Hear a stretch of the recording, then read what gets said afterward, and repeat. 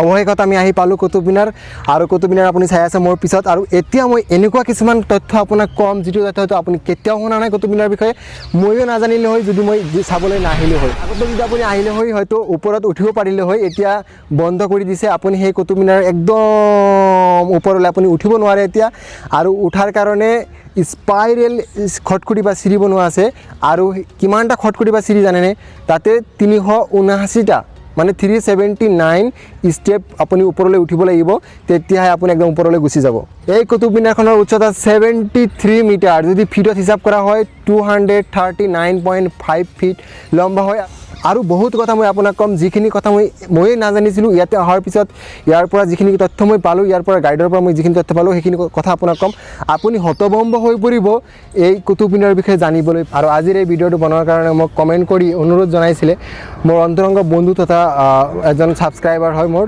জাকিৰ হুছেইন গোৱালপাৰাৰ পৰা হেল্ল' বন্ধুসকল আপোনালোকে চাই আছে পিছত কুতুব মিনাৰৰ বোৰ্ডখন লগোৱা আছে মই আজি কুতুব মিনাৰ চাবলৈ আহিছোঁ আৰু এতিয়া বাজিছে ৰাতিপুৱা 8টা বাজিছে 7টাৰ পৰা খুলি যায় এতিয়া ইমান ভিৰ নাই বলক এতিয়া টিকেট কাটি লওঁ ঠিক আছে মানে টিকেট কাউণ্টাৰ একদম খোলা আছে কোনো মানুহ নাই একদম খালী আছে ভাৰতীয়ৰ বাবে এইখিনিত আছে অথৰাইজ চাওক কিমান টকাকৈ লয় আমি দুজন আছোঁ সাদিয়াৰ মাকে আছে আৰু মই আছোঁ ঠিক আছে বলক এতিয়া যোৱা যাওক কি হয় আপুনি চাই আছে এতিয়া কুতুব মিনাৰৰ কাৰণে যিটো মুখ্য দ্বাৰ ঠিক আছে এতিয়া চাওঁ কি হয় সেই চাই আছে আপোনাৰ সেই বিখ্যাত কুতুব মিনাৰখন ইউনেস্কো ৱৰ্ল্ড হেৰিটেজ চাইটত এইটো দিয়া হৈছে আৰু এই কুতুব মিনাৰখন বনোৱা আৰম্ভ কৰিছিলে আমাৰ দিল্লীৰ প্ৰথম চুলতান কুতুবুদ্দিন আইবাকে 1192 চনত বনোৱা আৰম্ভ কৰিছিলে কিন্তু চাওক জাহাজ গৈ আছে জাহাজ একদম মানে এইটো বনোৱা আৰম্ভ কৰিছিলে কুতুবুদ্দিন আইবাকে কিন্তু সম্পূৰ্ণ কৰিব নোৱাৰিছিল মাত্ৰ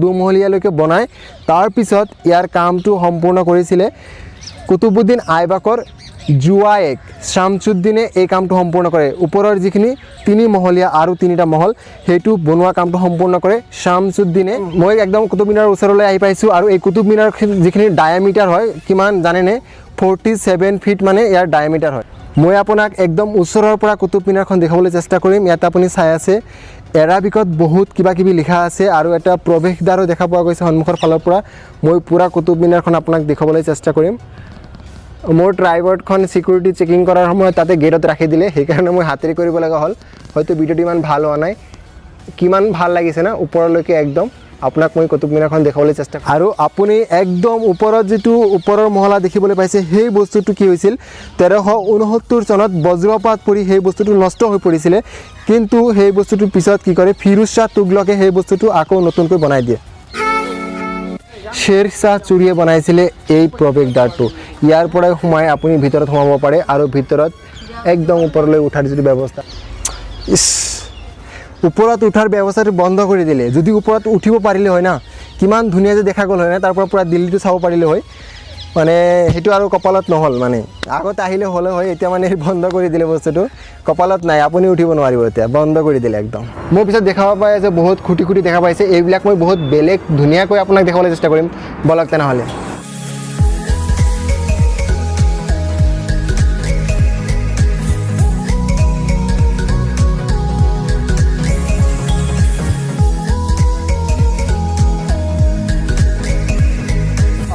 স্তম্ভ বনোৱা আছে এইটো হয়তো হ'ব সেই 827 বছৰ পুৰণি হ'ব এইটো সেই কুতুব মিনাৰৰ সমানেই হ'ব আৰু এইটো পৰিপূৰ্ণ লোহাৰ হয় এতিয়াও কৰোজন বা জং লগা নাই ইয়াতে ওচৰৰ পৰা যদি চোৱা যায় কিবা সৰু সৰুকৈ লিখি থকা দেখা পাইছে মই হাতেৰে চুব নোৱাৰিলোঁ অলপ ভিতৰত আছে পুষ্টত ৰাখিছে আৰু এইবিলাক বহুত ধুনীয়া ধুনীয়া আছে বহুত ভাল লাগে মনটো মই একদম ৰাতিপুৱা আহিছোঁ কোনো ভিৰ ভাৰক্কা নাই হেল্ল' মেম সে হাই How you are feeling after seeing this Qutub Minar?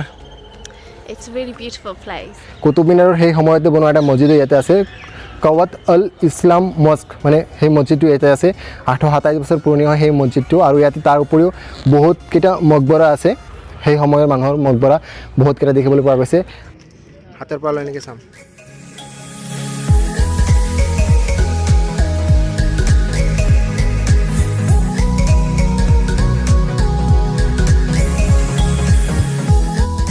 Ma'am, would you like to say hi?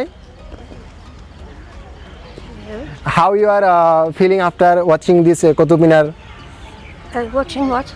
Watching this Qutub Minar. Oh, wonderful, Wonderful. Thank you. Isn't it? Would you like to go to northeast or the another side of this country? This natural beauty. There is a Kaziranga. Northeast. Northeast. Well, I'm with a group, Yeah. and we have a If you are having time, please go there. There is a very natural, beautiful there. Yes. Kaziranga one horn rhinos is there. I think that will be my next visit to India. Okay, thank you. This time I have to keep with my group. Okay. We're ending up at Shimla, Okay. but I love India. I've only been here one day, but it's beautiful. Ma'am, where from you? I'm from England.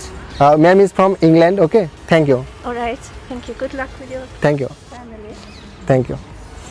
আপুনি শুনা পালে মেমে ইংলেণ্ডৰ পৰা আহিছে আৰু এতিয়া এইখিনি দিল্লীৰ এৰিয়াটো চাব, চোৱাৰ পিছত চিমলালৈ গুচি যাব। নৰ্থ ইষ্টৰ কথা মই কৈ দিলোঁ, নৰ্থ ইষ্টত এতিয়া বোলে নাযায়, নেক্সট ভিজিট যদি আহে নিশ্চয় আমাৰ অসমলৈ বা নৰ্থ ইষ্টলৈ আহিব। আৰু আমাৰ যিটো ব্ৰেণ্ড এম্বাচেডাৰ আছে টুৰিজিমৰ, প্ৰিয়ংকা চোপ্ৰাই হয়তো ইমানখিনি গুৰুত্ব দিয়া নাই হয়তো, নহ'লে আমাৰ অসমখন ইমান ধুনীয়া আছে, ইয়াতকৈ বেছি মানুহ হয়তো আমাৰ অসমত আহিব পাৰে যদি আমি সেই বিষয়ত আৰু সেইটো বিষয়ে যদি আমি আলোচনা কৰোঁ বা মানে পৃথিৱীৰ মানুহখিনিক আমি দেখুৱাব পাৰোঁ কিমান ধুনীয়া আমাৰ অসমখন, তেতিয়াহ'লে হয়তো বহুত মানে আগবাঢ়িব টুৰিজিমটো। এতিয়া কুতুব মিনাৰটো মই আপোনাক লাহে লাহে জুম কৰি দেখুৱাবলৈ চেষ্টা কৰিম।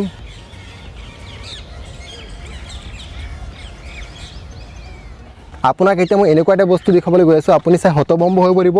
কুতুব মিনাৰখন 5 মহলীয়া, চবেই জানে, হয়তো বহুতেই এই কথাটো নাজানে। কুতুব মিনাৰখন এই সময়ত 6 মহলীয়া কৰি দিছিল। কোনে কৰি ব্ৰিটিছ ইণ্ডিয়ান আৰ্মি ৰবাৰ্ট স্মিথে এইটো মানে যেতিয়া 1803 চনত, তাৰপিছত 1828 চনত ভূমিকম্পৰ ফলত যিখিনি ক্ষয় ক্ষতি হৈছিলে কুতুব মিনাৰত, সেইখিনি ৰিনোভেশ্যন কৰিছে, ঠিক কৰিছে। ঠিক কৰাৰ পিছত আৰু নিজৰ নাম ৰাখিবলৈ কুতুব মিনাৰৰ একদম ওপৰত মানে 5 মহলীয়াৰ ওপৰত এটা স্তম্ভ বনাইছিলে আৰু এটা 6 মহলীয়া কৰি দিছিলে। সেই বস্তুটোৰ পিছত 1848ত সেই সময়ৰ আমাৰ জেনেৰেল গভৰ্ণৰ অফ ইণ্ডিয়া যিজন আছিলে, তেওঁ কি কৰিছে, সেই স্তম্ভটো তাৰ পৰা নমাই পেলাই এই কুতুব মিনাৰৰ পূবফালে ৰাখি থৈছে বুলি মই পালোঁ। সেই বস্তুটো ক'ত আছে মই এতিয়া দেখাম আৰু আপোনাকো দেখুৱাম।